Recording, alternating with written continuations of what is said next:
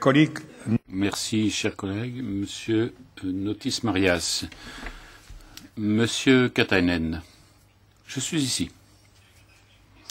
Monsieur Katainen, vous avez été Premier ministre finlandais, vous avez participé à des sommets européens, vous avez pris part aux décisions visant à détruire, à mettre en place des régimes qui ont détruit la Grèce depuis 2010 jusqu'à aujourd'hui.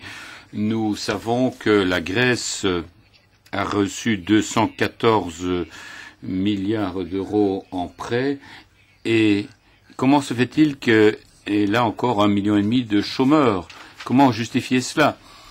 Et selon le Parlement grec, 2,5 millions de Grecs se trouvent en deçà du seuil de pauvreté. Pratiquement 4 millions sont au seuil de cette pauvreté.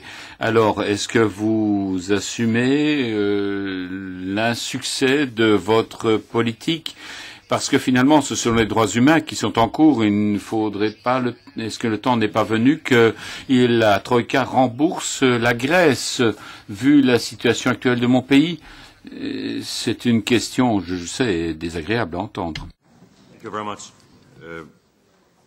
Merci beaucoup. Ce n'est pas la question de savoir si j'aime ou n'aime pas votre question, mais j'ai entendu votre observation. Les Grecs sont passés par la crise économique la plus grave en Europe, sans doute, mais aussi sans doute dans bien d'autres parties du monde. Et j'ai des amis qui ont vécu ces situations très difficiles, qui ont perdu leur emploi et qui posent la même question. Où est passé l'argent? Et en même temps, certaines personnes nous disent que nous avons aidé l'Europe en aidé la Grèce de façon bilatérale ou par des prêts garantis. Et les gens posent à nouveau la question, où est passé l'argent? J'espère que les signaux positifs qui ne touchent pas nécessairement le citoyen grec lambda, mais ces signaux positifs sont là. Il y a des esquisses de surplus, les exportations reprennent, il y a une croissance économique qui se dessine et j'espère que cela ira dans la même, ça continuera à aller dans la même direction.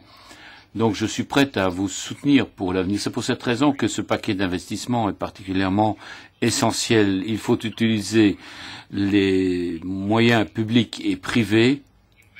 Il faut encourager les investisseurs à investir même en Grèce. Et la confiance revient vers ce pays et cela permet de faciliter le processus. Sinon, le secteur privé n'investirait pas en Grèce. Mais je pense que la situation va s'améliorer par rapport à ce que l'on a connu. Mais je comprends parfaitement la situation difficile vécue par les citoyens grecs. Madame Kaya Kallas.